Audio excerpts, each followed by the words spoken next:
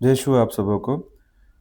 आप सबों का स्वागत है इस हफ्ते के बाइबल शेयरिंग में।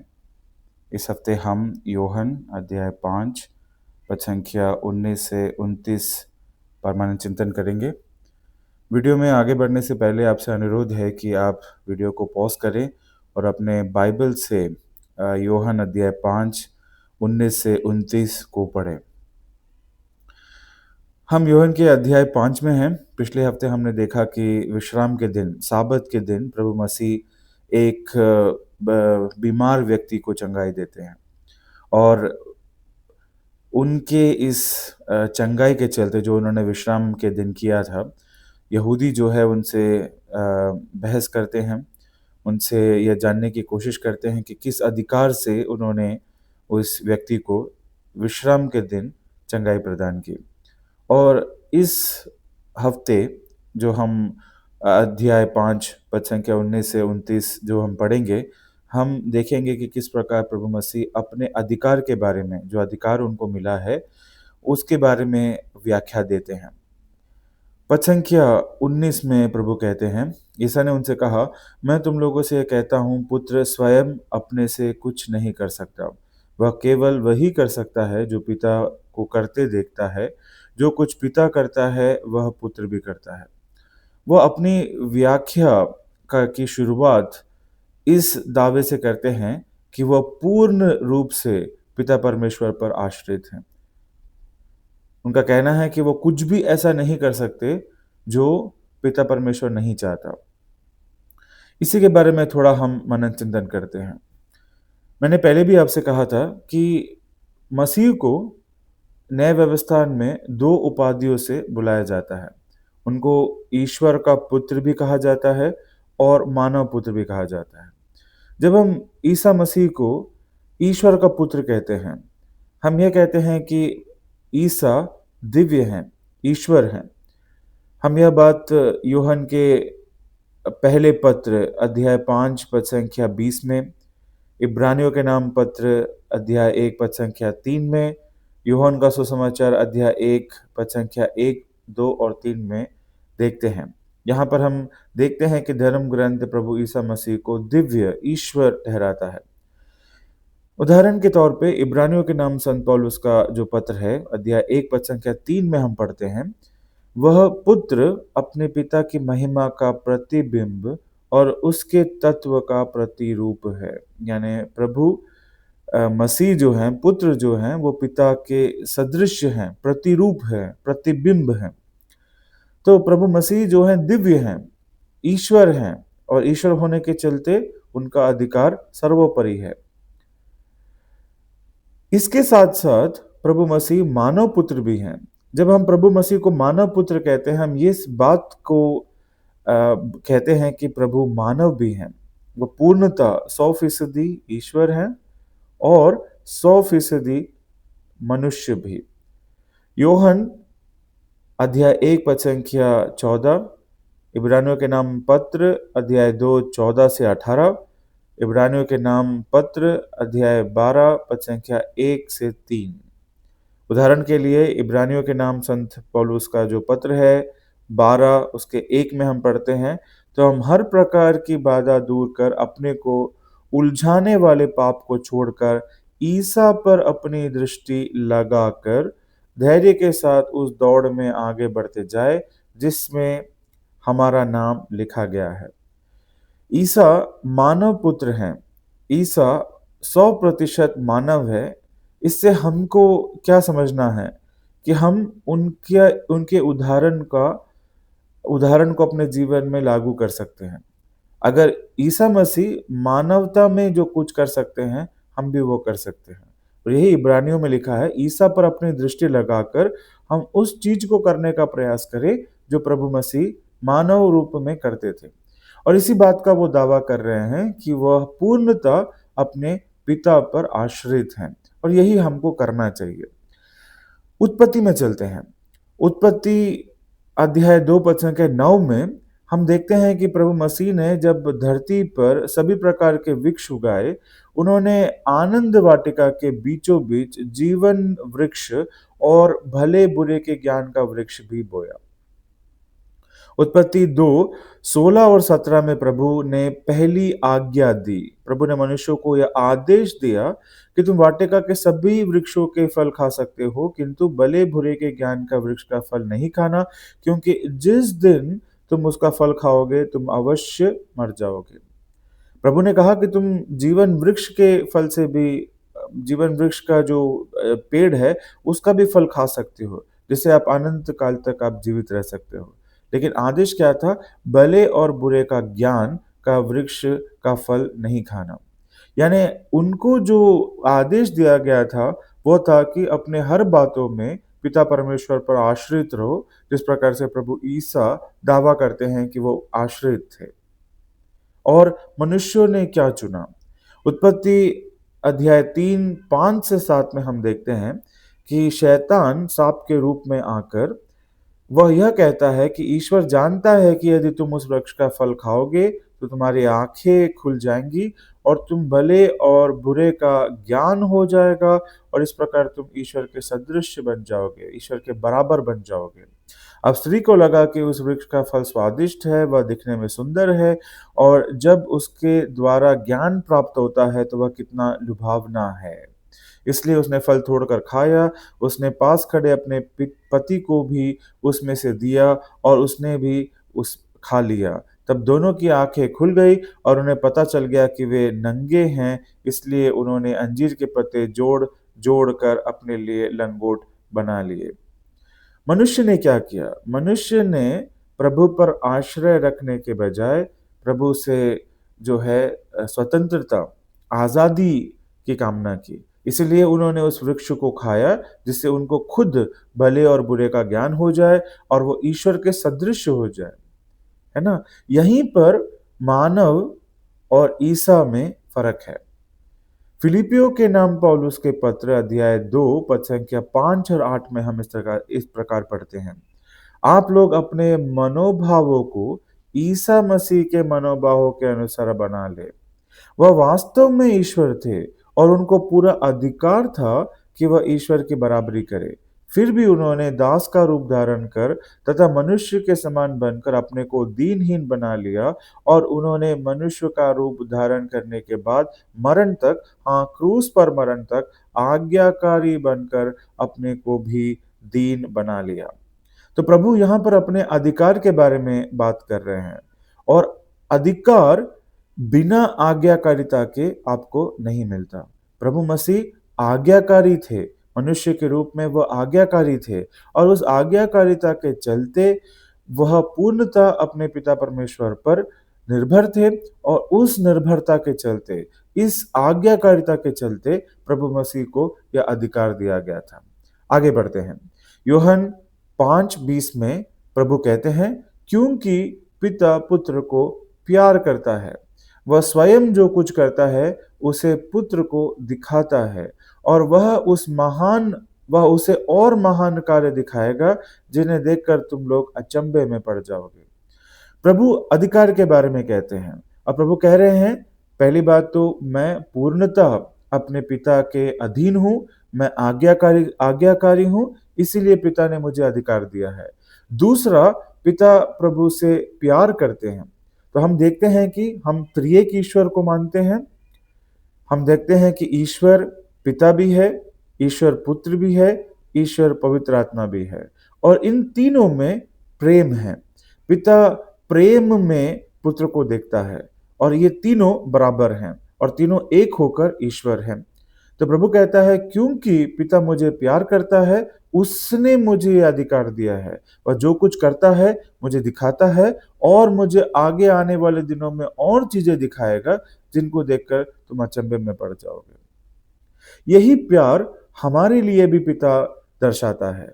यूहन्ना का सुसमाचार अध्याय 16:27 में हम पढ़ते हैं, पिता तो स्वयं तुम्हें प्यार करता है, क्योंकि तुम मुझे प्यार करते और यह विश्वास करते हो कि मैं ईश्वर के यहाँ से आया हूँ। पिता हमसे प्यार करता है। यूहन्ना 3:16, ईश्वर ने संसार को इतना प्यार किया कि उसने इसके लिए अपने इकलौते पुत्र को अर्पित कर दिया, जिससे जो उसमें विश्वास करता है उसका सर्वनाश ना हो बल्कि अनंत जीवन प्राप्त करे। संसार से कितना प्यार किया, हमसे कितना प्यार किया ताकि हमको अनंत जीवन प्राप्त हो सके। यूहन्ना अध्याय 14 पद संख्या 12 में हम पढ़ते हैं, मैं तुम लोगों से यह कहता हूँ, जो मुझ में विश्वास करता है, वह स्वयं वे कार्य करेगा जिन्हें मैं करता हूँ, वह उनसे भी महान कार्य करेगा, क्योंकि मैं पिता के पास जा रहा हूँ। हम भी अगर प्रभु यीशु मसीह की तरह आज्ञाकारी बने और हम ये जाने कि पिता हमसे कितना प्यार करता है, तो हम भी वह कार्य कर सकते हैं जो प्रभु मसीह करते हैं। और प्रभु कहते हैं कि इससे भी महान कार्य हम करेंगे, क्योंकि प्रभु पिता के पास जा रहे हैं। हमें जो पवित्र आत्मा, प्रभु मसीह के स्वर्गारोहण के बाद जो पवित्र आत्मा हमें प्रदान किया गया है, जो हमें मिला है, जिसका बपतिस्मा हमें मिला है, उससे हम प्रभु मसीह के कार्य को निरंतर जारी रख सकते हैं। आगे बढ़ते हैं। प्रभु यहाँ अधिकार की बात कर रहे हैं। पहला अधिकार कि वो आज्ञाकारी हैं। दूसरा कि ये प्रभु पिता परमेश्वर उनसे प्यार करता है। आगे हम पढ़ रहे हैं, जिस तरह पिता मृतकों को उठाता और जिलाता है, उसी तरह पुत्र भी जिसे चाहता उसे जीवन प्रदान करता है। जिस तरीके से जीवन और मृत्यु का अधिकार पिता परमेश्वर के पास है, उसी प्रकार भी पुत्र भी जिससे वह चाहता है उसे वह जीवन प्रदान कर सकता है, भौतिक जीवन भी और आत्मिक जीवन भी। हम नए व्यवस्थान के विश्वासी हैं, हम भौतिक चीजों में नहीं, आत्मिक चीजों पर हमारा ध्यान है। आगे बढ़ते हैं।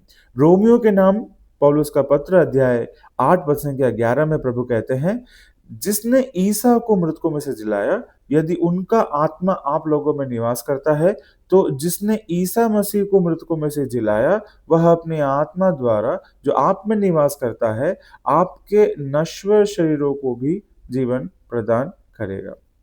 योहन 11:25 में प्रभु कहते हैं, पुनरुत्थान और जीवन मैं हूँ, जो मुझ में विश्वास करता है वह मरने तक भी जीवित रहेगा।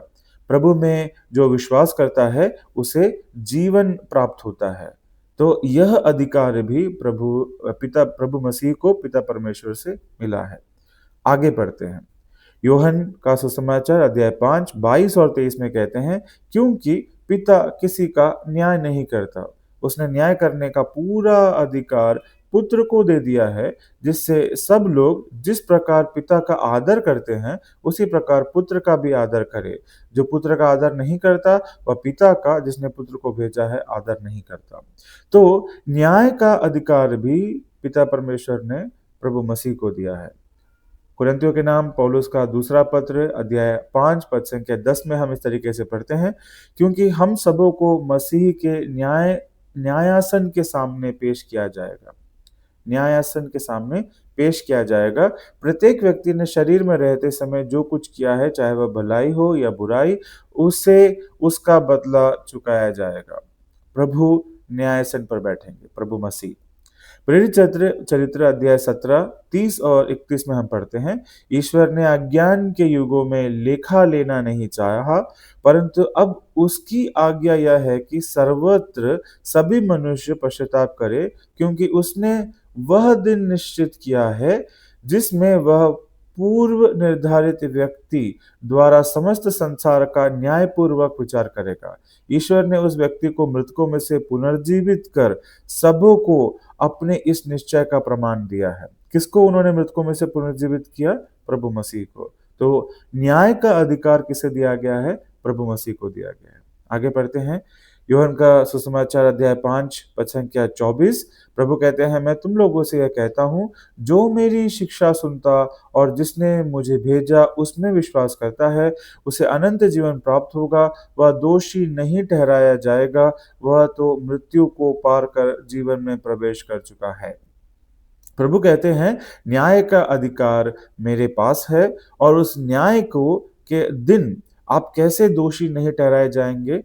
उनकी शिक्षा को सुनकर विश्वास करने से आप दोषी नहीं ठहराए जाएंगे। आगे हम पढ़ते हैं। इफिसियों के नाम संत पौलुस का सुसमाचार, पौलुस का पत्र अध्याय 1 पद संख्या 13 और 14 में, इस तरीके से लिखा है, आप लोगों ने भी सत्य का वचन, अपनी मुक्ति का सुसमाचार सुनने के बाद मसीह में विश्वास किया है और आप पर उस पवित्र आत्मा की मुहर लग गई है, जिसकी प्रतिज्ञा की गई थी। वह हमारी विरासत का आश्वासन है और ईश्वर की प्रज्ञा की मुक्ति की तैयारी, जिससे उसकी महिमा की स्तुति हो। जब हम सुसमाचार को सुनते हैं, प्रभु मसीह में विश्वास करते हैं, हमें जो जो पवित्र आत्मा हमको मिलता है, वह हमारी विरासत का हमारा विरासत क्या है कि हम पाप के दोषी नहीं ठहराए जाएँगे। वह विरासत का हमारा आश्वासन है, जो पवित्र आत्मा जो मुहर हम पर लगाता है। पवित्र आत्मा जब हम पर आता है, जब हमें पवित्र आत्मा का बपतिस्मा मिलता है, वह मुहर, वह आश्वासन, यह हमारा सबूत है कि हम जो है दोषी नहीं ठहराए जाएँगे। यूहन्ना का सुसमाचार अध्याय 3 अ, छ 36 में भी इस प्रकार से लिखा गया है, जो प्रभु में विश्वास करता है उसे अनंत जीवन प्राप्त है, परंतु जो पुत्र में विश्वास करने से इनकार कर देता है, उसे जीवन प्राप्त नहीं होगा, ईश्वर का क्रोध उस पर बना रहेगा। तो न्यायाधीश जो प्रभु हैं, वह न्याय इस तरीके से करेंगे कि किसने उनके सुसमाचार पर भरोसा किया और किसने सुसमाचार पर भरोसा नहीं किया। यही हम यूहन्ना का सुसमाचार अध्याय 3 पद संख्या 18 में भी पढ़ सकते हैं। आगे बढ़ते हैं। पद संख्या 25 प्रभु कहते हैं, मैं तुम लोगों से यह कहता हूँ, वह समय आ रहा है, आ ही गया है, जब मृतक ईश्वर के पुत्र की वाणी सुनेंगे और जो सुनेंगे उन्हें जीवन प्राप्त होगा। मृतक कौन है? इसके बारे में हम पढ़ते हैं। इफिसियों के नाम संत पौलुस का पत्र अध्याय 2 पद संख्या 1 में लिखा है, आप लोग अपने अपराधों और पापों के कारण मर गए थे। प्रभु मसीह का सुसमाचार सुनने से पहले हम मृत थे, अपने पापों के चलते मृत थे। और यही यूहन्ना का सुसमाचार अध्याय 10 पद संख्या 10 में कहते हैं, चोर केवल चुराने, मारने और नष्ट करने आता है, मैं इसलिए आया हूँ कि वे जीवन प्राप्त करे, बल्कि परिपूर्ण जीवन प्राप्त करे। इफिसियों के नाम पत्र 2:5 में हम पढ़ते हैं, परंतु ईश्वर की दया अपार है, वह अपने पापों के कारण मर गए थे, किंतु हम अपने पापों के कारण मर गए थे, किंतु उसने हमें इतना प्यार किया कि उसने हमें मसीह के साथ जीवन प्रदान किया। उसकी कृपा ने आप लोगों का उद्धार किया है। और यही प्रभु कहते हैं कि जो लोग, वो समय आ गया है कि जो लोग मरे हुए थे, जो लोग अपने पापों के चलते मर गए थे, वह सुसमाचार सुनेंगे और जो सुसमाचार सुनकर विश्वास करेंगे, वह जीवित हो जाएंगे। आगे बढ़ते हैं। यूहन्ना अध्याय 5 26 और 27 में प्रभु कहते हैं, जिस तरह पिता स्वयं जीवन का स्रोत है, उसी तरह उसने पुत्र को भी जीवन का स्रोत बना दिया है और उसे न्याय करने का भी अधिकार दिया है, क्योंकि वह मानव पुत्र है। वह न्याय करने का अधिकार भी प्रभु के साथ में है और पिता की तरह पुत्र भी जीवन का स्रोत है। यूहन्ना अध्याय 1 पद संख्या 4 और 5 में हम पढ़ते हैं, उसमें जीवन था, उसमें यानी प्रभु में जीवन था और वह जीवन मनुष्यों की ज्योति था। वह ज्योति अंधकार में चमकती रहती थी, अंधकार ने उसे नहीं बुझाया। यूहन्ना अध्याय 5 28 और 29 में हम पढ़ते हैं, इस पर आश्चर्य ना करो, वह समय आ रहा है जब वे सब जो कब्रों में हैं उसकी वाणी सुनकर निकल आएंगे। सत्कर्मी जीवन के लिए पुनर्जीवित हो जाएंगे और कुकर्मी नरक दंड के लिए। प्रभु यहाँ पर जो समय की बात कर रहे हैं 28 और 29 पे, यह उस समय की बात है जो आ रहा है, अभी तक आया नहीं है। 25 में जो समय था, जो कह रहे थे कि वह समय आ रहा है, आ ही गया है, वह सुसमाचार के विषय में था कि जब लोग सुसमाचार को सुनेंगे, वह जीवन प्राप्त करेंगे। यह जो समय है, जो आने वाला है, वो प्रभु के पुनरागमन पर दूसरे बार जब प्रभु आएंगे, उनकी बात है। जब सब जिन्होंने विश्वास किया और जिन्होंने विश्वास नहीं किया और जो कब्रों में सो रहे हैं, प्रभु की वाणी सुनकर सब कब्रों से बाहर निकलेंगे। सत्कर्मी जीवन पाएंगे पुनर्जीवित होकर, और कुकर्मी जिन्होंने सुसमाचार पर भरोसा नहीं किया, वो नरक दंड के लिए उठाए जाएंगे। यही मत्ती के सुसमाचार पद संख्या अध्याय 25 पद संख्या 31 से 33 में हम पढ़ते हैं।